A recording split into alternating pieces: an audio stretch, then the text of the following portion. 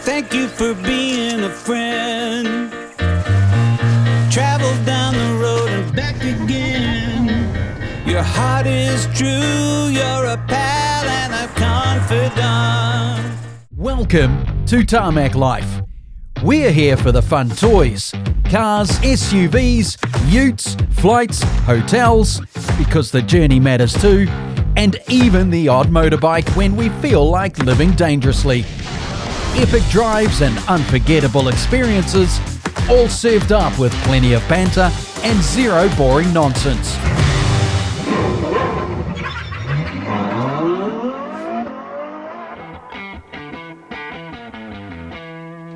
On tonight's show, we're making a splash with our review of the new Toyota Land Cruiser Prado. Dave finds out what's what with Geely's new for New Zealand range. Harry's absolutely buzzing about what's in the back of this electric Volkswagen van. And then we take BMW's latest hot hatch, the M135, for a drive.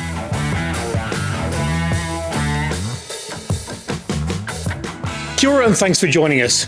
Now, I was going to begin the show with this big tirade about something, but as it turned out, our crew members forgot the mics for us. So the word tool was actually bandaged around quite a lot. But what it means is, in true Kiwi ingenuity, we've come up with number 8 wire technology, and we've got this. So bear with us during the show. You might even call this a spanner in the works if you like. If you've been watching our previous Tarmac Torque installments, you would remember that we covered all-wheel drive, four-wheel drive, and we are actually going to cover both tonight, starting with the Toyota Land Cruiser Prado. That's up next.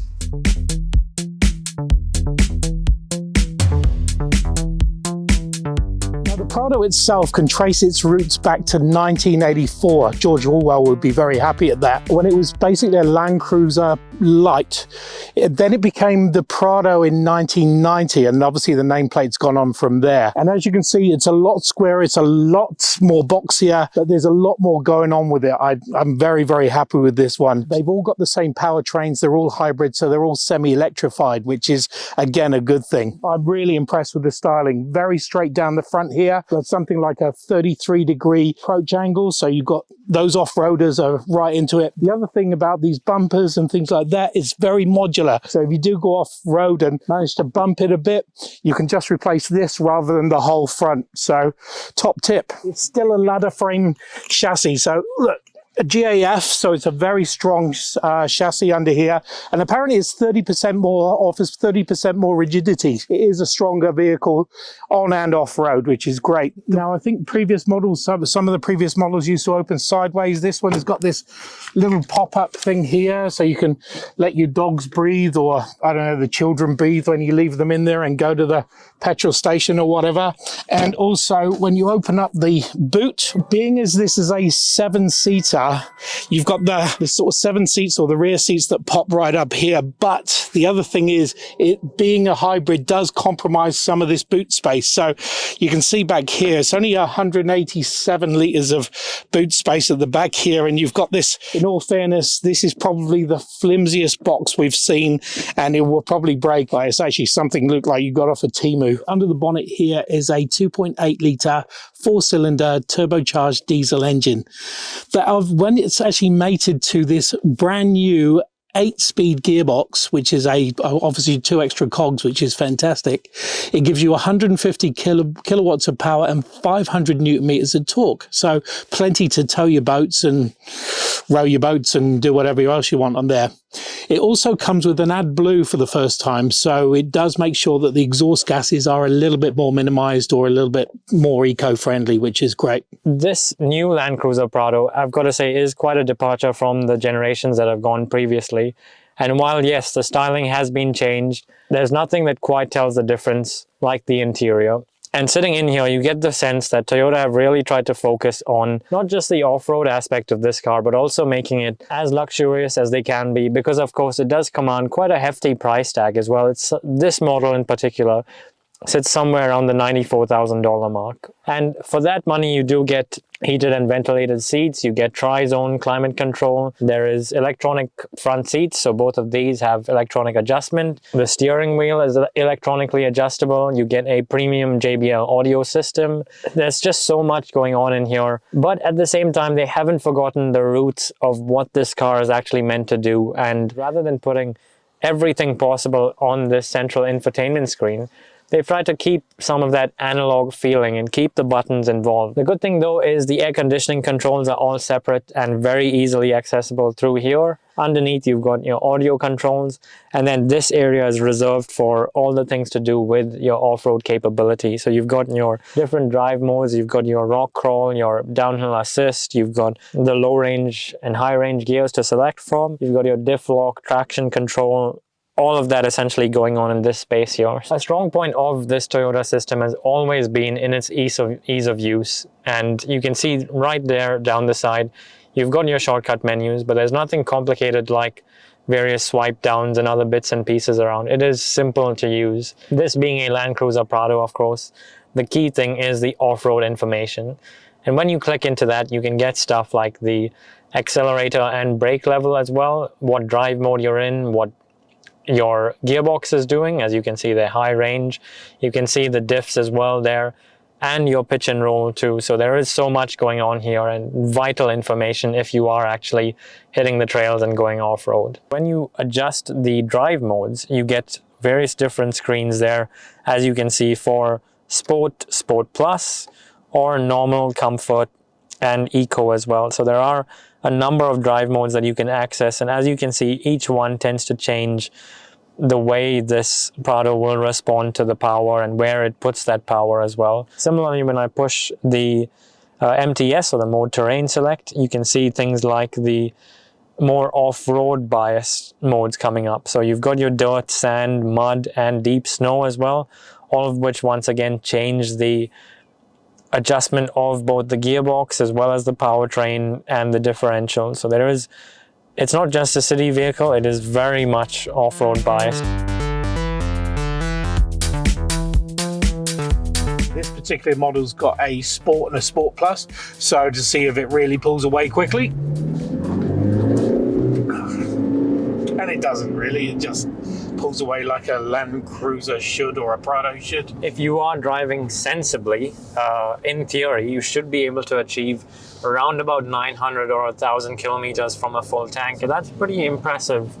And then you take into the fact that this thing can tow 3.5 tons braked, which is some serious heavyweight towing work. The big thing for me is the electrical or electronic steering, and it does make a difference because it just means you can navigate the road surfaces very easily now with very little, one-touch steering, which is great. Visibility around is really quite good. Apart from if you look out the back window, you need to drop those 2 rear seats down to get a good visibility. So, turn it into a 5-seater as such. The extra couple of gears does make a difference. It does give you just more of a range, or the vehicle more of a range, although we're doing 10.8 litres per 100 kilometres, so it's not necessarily jumping up to the 8th gear as well as it should from our point of view. Well, I might not have been there inside of the car for the review, but I was definitely outside getting splashed by all the fun that you were having, right? Which just shows how much of a Kiwi sweetheart the Land Cruiser Prado is, especially when it comes to off-roading. I agree, and it is a sweetheart. I mean, those looks, I'm so impressed with it. The downside for me, though, is the powertrain.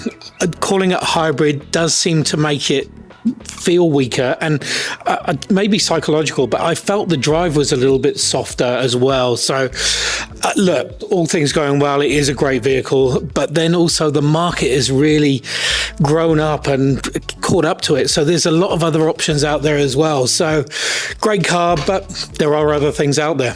And actually, speaking of brands, our car market didn't have that many on offer not too long ago, and Well, how that's changed, it seems to be increasing exponentially every time. And the latest entrant is Geely, and what a fleet of things they have brought along to really kickstart their launch in New Zealand. And Dave was actually on the launch, seeing what they have in store. That's on after the break. Choose what brings you joy. Choose adventure. Choose something extra.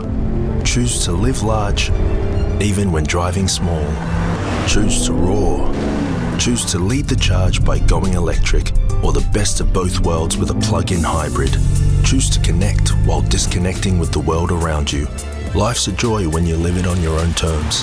What will you choose? The BMW X Range. Today we're in Taupo in the middle of the North Island, and thanks to Geely. So we're actually reviewing not one but actually 3 new vehicles. So 1 EV, 1 hybrid and 1 ute, which we're going to go off-road with for a little bit as well. So lots of adventure and tons of fun. First up, the Geely Star-A EMI.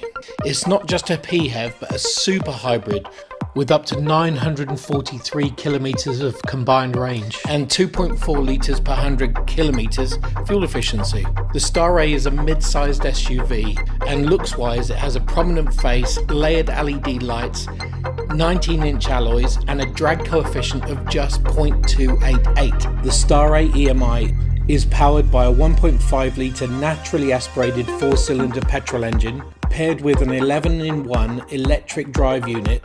The electric system produces 160 kilowatts of power and 262 newton meters of torque. And supporting this hybrid system is an 18.4 kilowatt hour lithium iron phosphate battery. Step inside and you have an interior that's elegant yet extremely functional. A golden triangle of screens incorporates a 15.4-inch infotainment touchscreen, a 10.2-inch instrument cluster, and a 13.8 head-up display. Hey Julie, What can I do for you? open the sunblind. Okay. Seating is comfortable and flexible with one of the longest seat cushions in the segment. Here we're taking a little breather to drive the Radara off-road. So all electric. I'll give you all the specs in a while as we do a walk around, but it should be really interesting. Despite being an all-electric ute, the Radara has a traditional ute look about it, aside from the big Radara light bar across the nose. Dimensionally, it's 5.2 meters long and 1.88 meters tall, with a cargo capacity of 1.194 litres. There's also a front trunk of 70 litres should you want to throw some cables or anything else under the bonnet. It's powered by a 73 kilowatt hour battery and 2 electric motors, making it a 4-wheel drive. Maximum power is 315 kilowatts and maximum torque is 595 newton meters. Geely claims it has up to 360 kilometers of WLTP range. It also boasts up to 3-ton towing and 1,030 kgs of payload. Surprisingly, it will race from 0 to 100 in 4.5 seconds.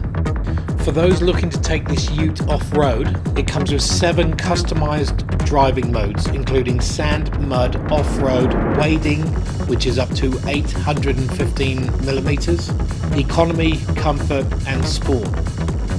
It also comes with a 540-degree camera surround view, and although it's not a traditional body-on-frame ute, it also comes with massive amounts of safety and ADAS, including AEB, FCW, LDW, and LKA.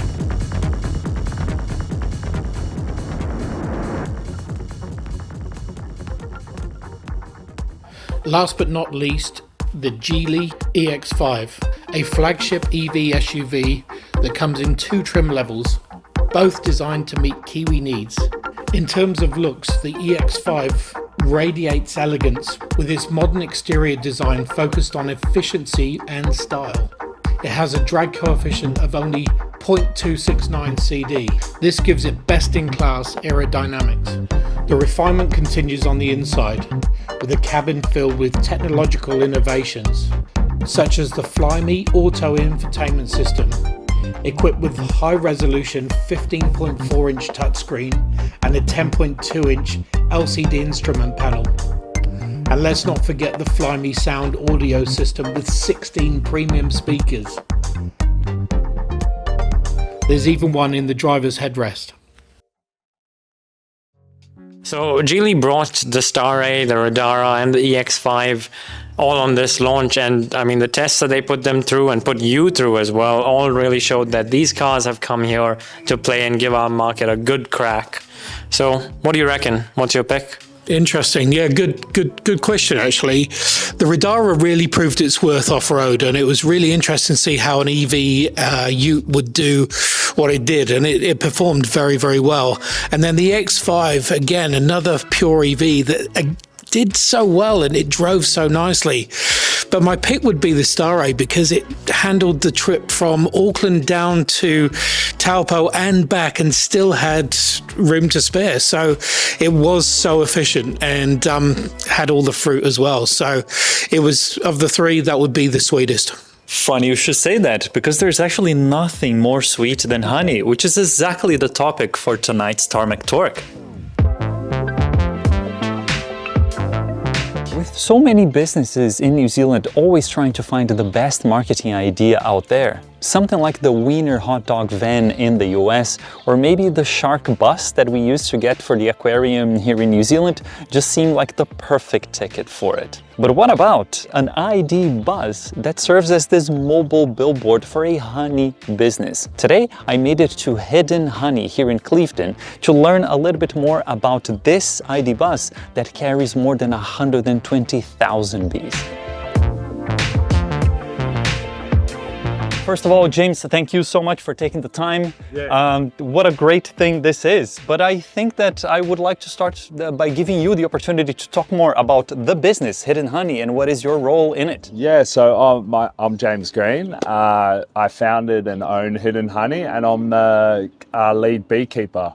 So my role is I look after our passengers, but a lot more on our property down in Taranaki, Waverley. We all know about the capabilities of the ID bus by carrying all the way to 7 passengers, but I must say that 120,000 plus, it's a little bit of a change for me. For me, it was also to sort of raise some awareness about bees and the decline in the bee population, and actually how important bees are for our ecosystem, for our diet. I mean, without bees, we'd all have a pretty bland diet, and the world just, our world just wouldn't be the same. Disease and varroa mite are just killing our bees off in huge numbers. So yeah, I thought it'd be something cool.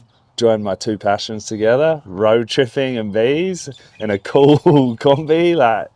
So it's, no, I'm really excited to hit the road. We'll be starting in Clevedon at the Clevedon Farmers Market, and then we'll be working our way south through the Waikato to Taranaki, and we'll be next weekend we'll be at the Wanganui markets. Oh yeah, okay. And then we'll cruise on through down to Wellington and finish at the Wellington Harbourside markets the following weekend. So, yeah, it's a big trip for them. Yeah, crossing all the North Island. Yeah, that's great. And then of course with the fact that the ID bus now becoming electric, I wanted to know if the fact that it is now an EV had any sort of weight in your decision making? Oh, absolutely, because we want the bees to be as calm as possible.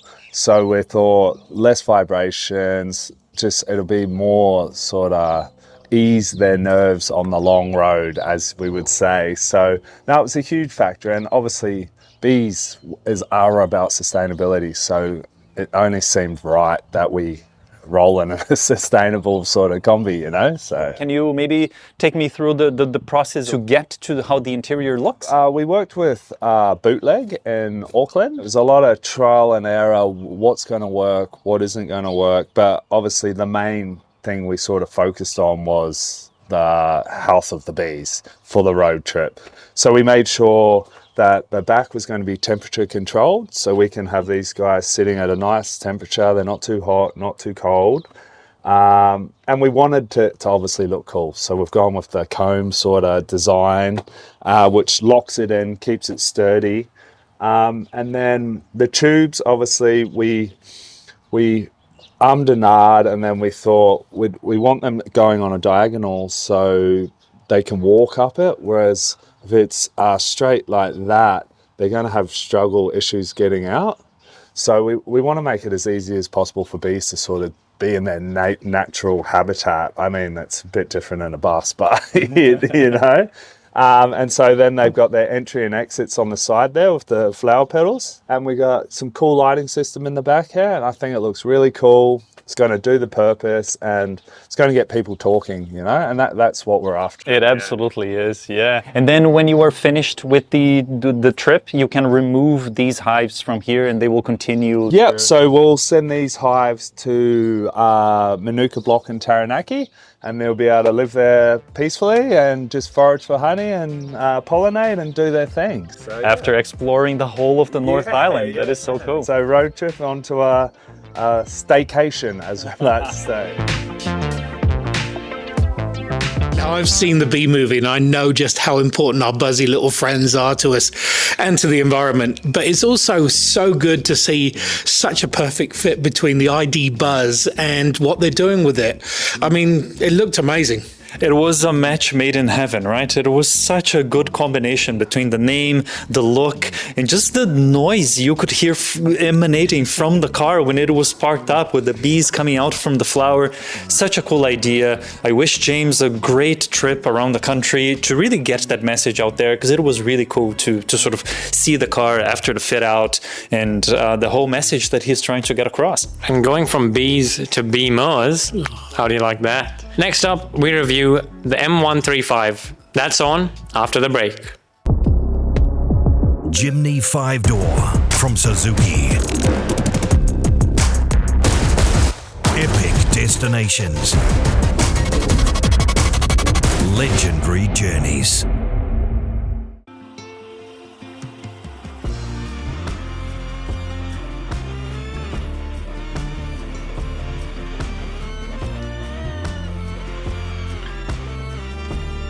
Now, the first BMW 1 Series was actually developed in 2004 by a guy called Chris Bangle, not of the Walk Like the Egyptians bangles either, so just a great designer.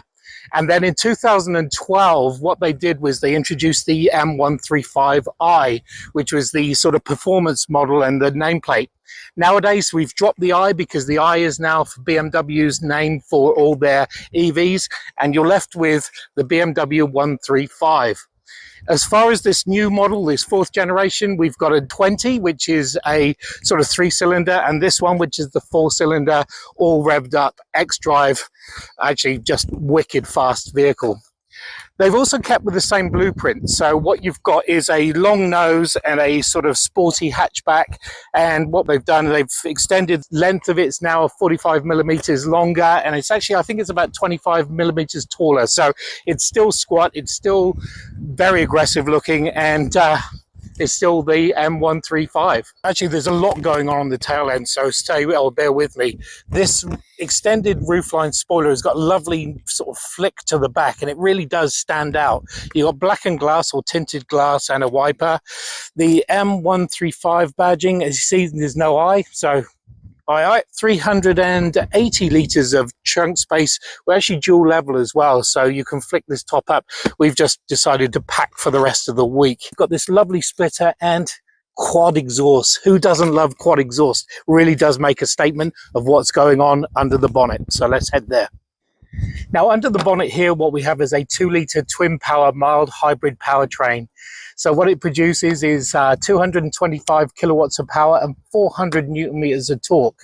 What that also means, because it goes through its X-Drive and a 7-speed super shift gearbox or whatever it is, what it gives you is 4.9 seconds 0 to 100. It's also efficient, so it does 7.3 to 7.8 litres per 100 kilometers. So this is an absolute rocket, which is exactly what you want in a hot hatch. So for starters, you have these lovely sports seats, which are everything you want them to be in a BMW M car. They've got the supportive bolsters, they've got the high seat backs, they've got the colors as well, the M badging, all of that stuff. And I've got to say, they make you feel not just comfortable, but also make you feel like driving in a sporty fashion. Apart from that, the other things to note are the Harman Kardon audio system, where the badges actually light up at night. And then you have that dual sunroof, which floods the interior with light, but also leaves you with enough of headroom. So even for somebody like me who's under 6 foot, I've got a decent bit of headroom there, but if you are taller, you might struggle just a little bit. Now, in typical BMW fashion, they've gone with that surround effect central infotainment screen and then the instrument cluster for the driver as well. Now, James Hetfield once said that it's all fun and games until someone loses an eye. But I have to say that this 135 losing an eye actually just makes it just as much fun, actually probably even more. And it just goes quickly off the mark. This is a fun, fast vehicle. I was wondering where he was going with that eye gag, but yes, it is a hot hatch, and as you can see from the smiles on all of our faces, we all love hot hatches here on Tarmac Live. I've owned a few, Dave has owned a few, Harry probably some as well, and it's not just a practical form of transport, but a fun one, and I think this ticks those two boxes pretty well.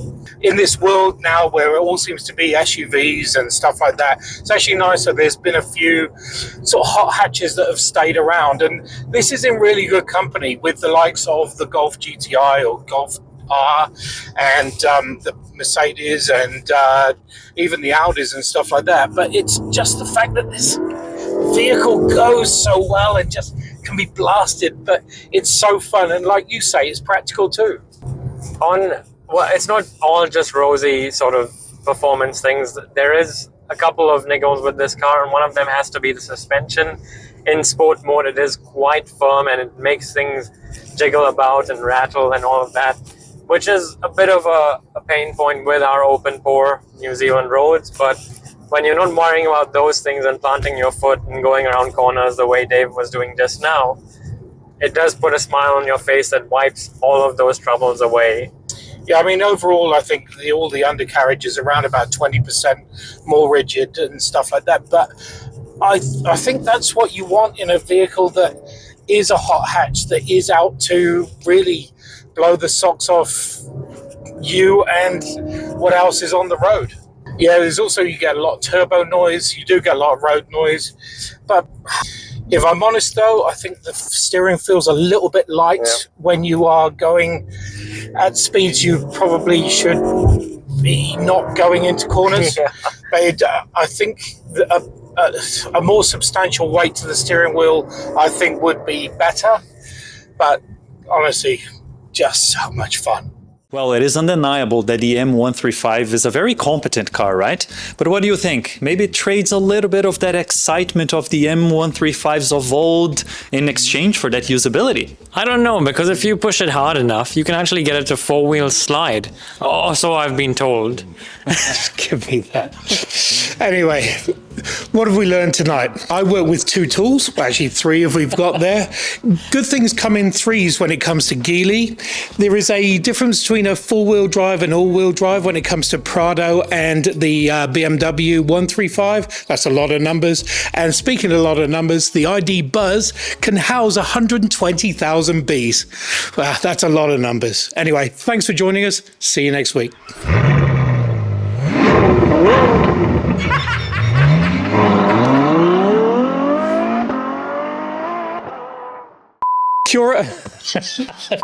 Don't do this. Right. I start. Dave second. You third. Okay. Wave. No, where was I going with that? No idea. About the same temperature, I think. And I'm always running very cold. It's unusual know. for me, but my hand is like very, very cold. Going from B's to I's, or something that doesn't have to eyes. be modes. Oh yeah, no, I like that. I like that. Ah, okay. I'm very proud of yourself. So then I introduced the BMW. Yeah. So we don't need each of you. us? Yeah. Off. I've got to say, Geely certainly came to play because all the things that they brought, the So test. serious now. It's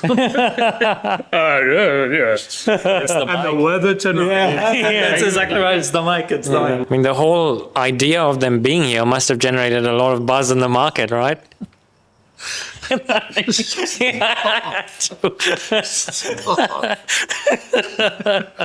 It starts like any drive. Familiar road, familiar view. In a land that defies ordinary, so does the drive.